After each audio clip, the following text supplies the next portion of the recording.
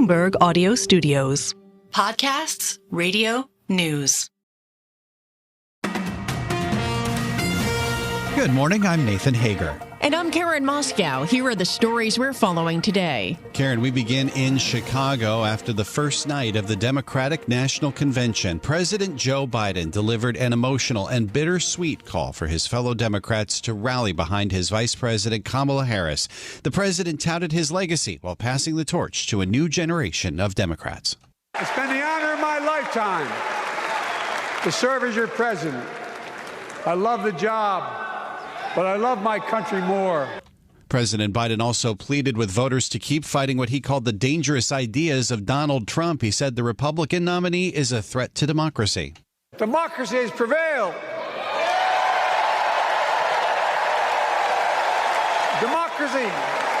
Democracy has delivered. And now democracy must be preserved.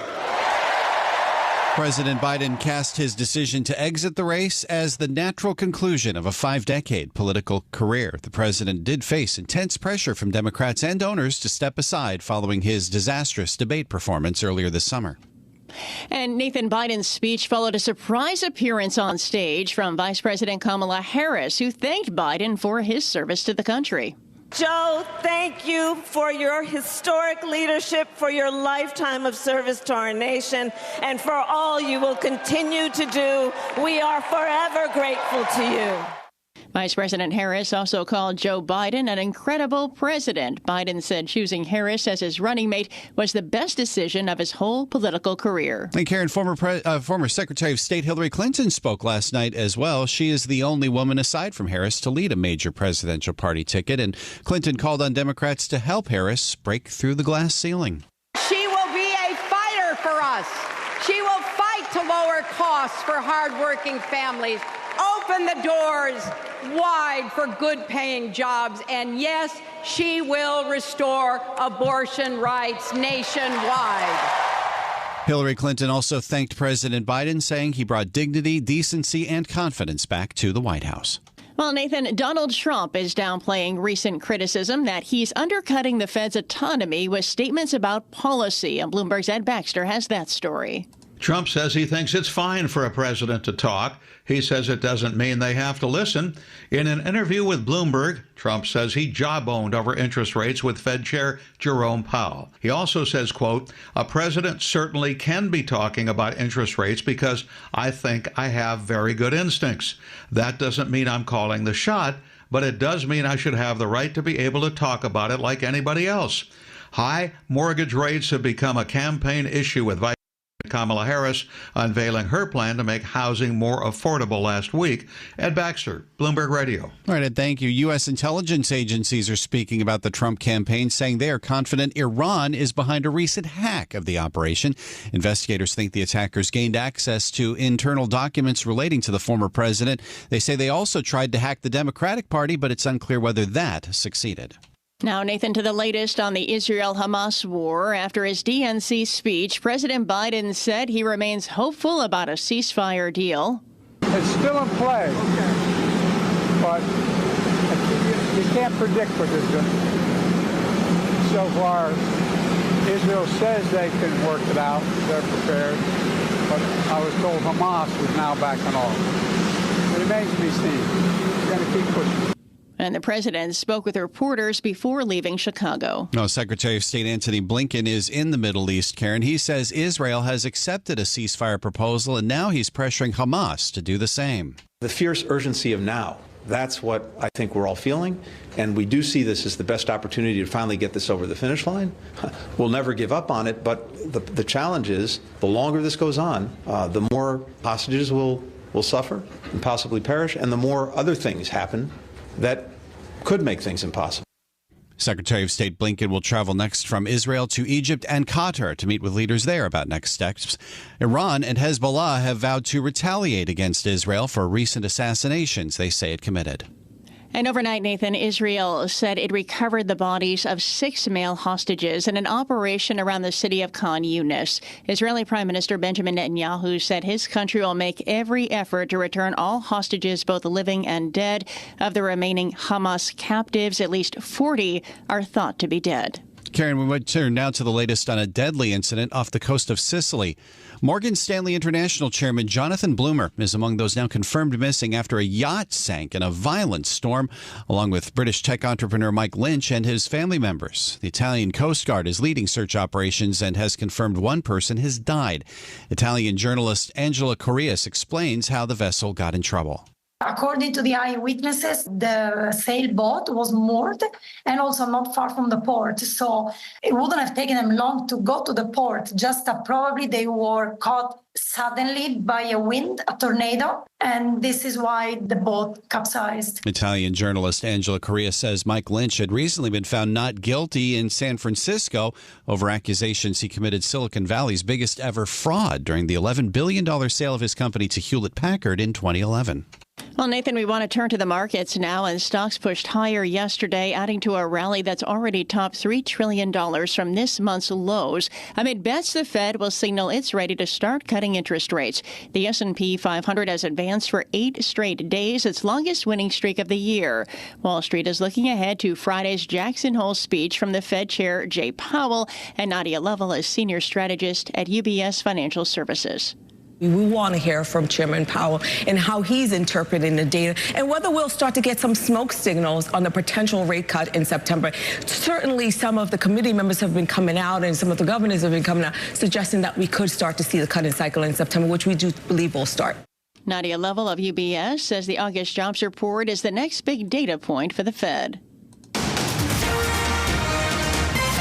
And it's time now for a look at some of the other stories making news in New York and around the world. For that, we're joined by Bloomberg's Denise Pellegrini. Good morning, Denise. Good morning to you. New York Congresswoman Alexandria Ocasio-Cortez delivering a blistering speech at the Democratic National Convention in Chicago, talking about the difference between former President Trump and Vice President Kamala Harris. And I, for one, am tired of hearing about how a two-bit union buster thinks of himself as more of a patriot than the woman who fights every single day. And AOC also saying Trump would sell the country for $1 if it meant lining his own pockets and greasing the palms of Wall Street friends.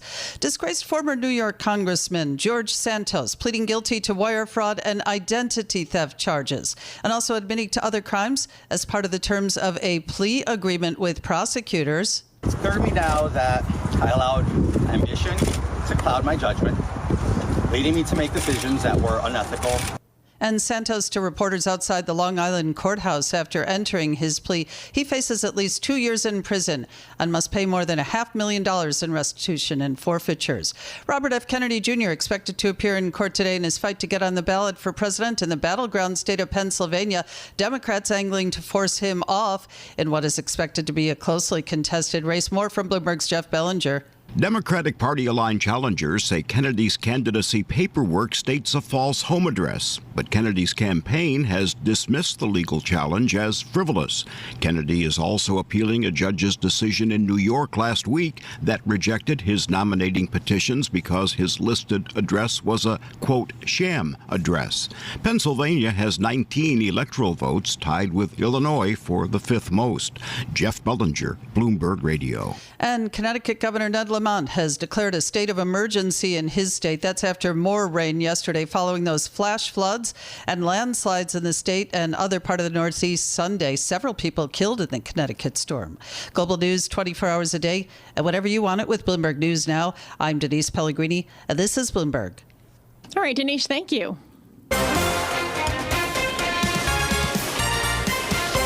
It's time now for the Bloomberg Sports Update with John Stashower. John, good morning. Good morning, Karen. Mets and Orioles at Citi Field. Mets get a 2-run first-inning homer from J.D. Martinez. Scored again in the 4th. Didn't score or even have another hit until the bottom of the 9th with the game tied at 3. The 3-0. Swung on, hit deep to left center. This might do it. Back near the wall. It is gone! Put it in the box. Francisco Alvarez with a towering game-winning home run. On WCBS, the Mets, despite striking out 14 times, beat Baltimore 4-3, and they also got good news on Brandon Nimmo. MRI on his shoulder, came back clean, though he didn't play last night. He's day-to-day. Yankees in the AL Central leading Cleveland Guardians tonight at the stadium. The Yanks in their last 30 home games, just 11-19. AL West leading Astros made it 11 of the last 12. They beat the Red Sox 5-4. Astros also with a walk-off home run, bottom of the ninth. As expected, the Washington Commanders named rookie Jaden Daniels their Week 1 starting quarterback, which means Washington over the last 8 seasons has had 8 different Week 1 starting QBs. In New England, the feeling was the Patriots would use veteran Jacoby Brissett to begin the season, not rookie Drake May. Now new coach Gerard Mayo not ruling out using May at the start. As for Giants starting QB Daniel Jones, had that miserable first quarter in Houston this past Saturday. 2 interceptions, including a gift-wrap pick 6. His coach is Brian Daboll. Thought he made a lot of good decisions as the game went on. Made some nice throws, and guys created some separation, a couple drops. But first time out there after a long layoff, live ball. It was good for him. Preseason finale Saturday night, MetLife against the Jets. Couple of tennis finals in Cincinnati. Yannick Sinner beat Francis Tiafoe. Arena Sabalenka over Jess Pegula. Up next, the U.S. Open starting Monday. John Stashower, Bloomberg Sports. Karen, Nathan. Coast to coast on Bloomberg Radio, nationwide on Sirius XM, and around the world on Bloomberg.com and the Bloomberg Business app. This is Bloomberg Daybreak. Good morning. I'm Nathan Hager. This morning after the first night of the Democratic National Convention, in a speech that lasted well into the night, President Biden made a case for his legacy and for his vice president, Kamala Harris, to carry it forward. It's been the honor of my lifetime to serve as your president. I love the job, but I love my country more. That was the president delivering the valedictory keynote from the United Center last night. Joining us for more, Bloomberg News managing editor Derek Wallbank. Derek, good morning. Far from the speech President Biden planned to give just over right around a month ago, but deliver it he did. Good morning. Good morning. Yes, well, times change and we change with them, don't we? And indeed, that was the case for Joe Biden. Not the speech he had planned to give, but the speech that he went with. You could actually see a little bit, Nathan, I think, that echoes of the speech that he may have wanted to give, because it served a lot of purposes for Biden. It was a validatory one for him. It was one where he tried to talk about his legacy, and at the same time, there was a pivot somewhere in there to where he started talking about Kamala Harris. At one point, he described picking her as the best political decision he'd ever made. Did you hear any distinctions in terms of the direction that Kamala Harris could take Biden policy over the next 4 years? You know, Nathan, on day one, I would say I wouldn't say I heard a massive difference here. You know, you did hear a couple of flicks from some speakers toward the situation in Gaza, maybe in a way that's a little bit differently from how President Biden has been talking about it. But I will say, I think in terms of tone, this was very different. There has been something I'm not the first person to notice this, but I do think that this version of a Harris-led Democratic Party is certainly more aggressive than it was under Biden and under his predecessors. The sort of Michelle Obama line that she said, you know, when they go low, we go high, and people take that to mean we're going to go high all the time. You know, this is much more of a Democratic Party that's a little bit more willing to be combative. It's more willing to sort of weigh in and ride in the culture. It's much more, I would say, aggressive in terms of putting its points out and kind of challenging the other side, not wanting to get into that sort of trap of talking about things in the way that Republicans like to talk about things. And I think all of that is changing this election in a way that the discussion is simply changing. And I think this is something that the Trump campaign so far is still trying to come to terms with how to address, even as they've seen their standing in the polls decline relative to Harris. In terms of that more aggressive tone, I wonder if you're alluding to what we heard from Congresswoman Alexandria Ocasio-Cortez last night, in particular regarding pushing for a ceasefire and an end to the war in Gaza. Could the Gaza war be something of a wedge point for Democrats as they try to put out this unified stance for Vice President Harris? Well, I do think that it's a difficulty that Democrats have almost against themselves, Nathan, right? It's hard to think of someone whose animating issue is the Palestinian side of the conflict in Gaza as being someone who is a conflicted Harris v. Trump voter. Certainly Trump has been far more aggressive in talking about what he would like to do in that situation and has been far more condemning of that position and the protesters thereof, right? At the same point, though, Harris needs all those votes. And if I'm thinking of a place like Michigan with a very, very large Arabic expat immigrant population, right, 1 and 2 generations removed, that is a place where all those votes really will make a difference. And that's a thing where Harris and Tim Walz will need to figure out a way to make sure that those voters, however much they may be holding their nose, do come out and do vote for them. Because if you have a giant pocket of votes around Dearborn that just simply don't come out at all or go to third-party candidates instead of to Kamala Harris, the math in Michigan and states like it starts to get very complicated.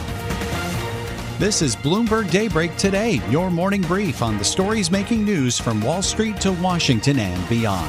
Look for us on your podcast feed at 6 a.m. Eastern each morning on Apple, Spotify, and anywhere else you get your podcasts. You can also listen live each morning starting at 5 a.m. Wall Street time on Bloomberg 1130 in New York, Bloomberg 99.1 in Washington, Bloomberg 106.1 in Boston, and Bloomberg 960 in San Francisco.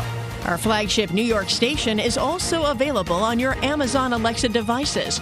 Just say, Alexa, play Bloomberg 1130. Plus, listen coast to coast on the Bloomberg Business app, SiriusXM, the iHeartRadio app, and on Bloomberg.com. I'm Nathan Hager. And I'm Karen Moscow. Join us again tomorrow morning for all the news you need to start your day right here on Bloomberg Daybreak.